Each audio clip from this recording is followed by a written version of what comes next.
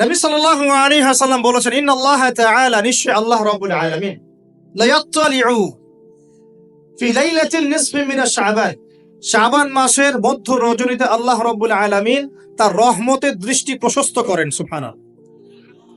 আল্লাহ পাক শবে বরাত মানে আমরা যেটা বুঝি প্রচলিত অর্থে, লাইলাতুন নিসফি মিন শাবান, শাবান মাসের মধ্য রজনী, যে 15 শাবানের এই যে রজনী, এই রাতে আল্লাহ রাব্বুল আলামিন তার সৃষ্টির দিকে তার রহমতের দৃষ্টিটা প্রশস্ত করে দেখেন, প্রশস্ত করেন।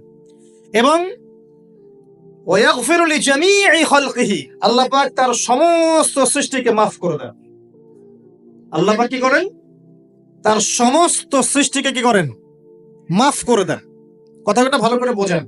আল্লাহ পাক তার সমস্ত সৃষ্টিকে মাফ করে দেন, ইল্লা, তাদেরকে ব্যতীত। এক, ইল্লা লিমুশরিকিন, এক নাম্বার যে ব্যক্তি মুশরিক, যে শিরক করে আল্লাহর সাথে, যে আল্লাহর সাথে শিরক করে।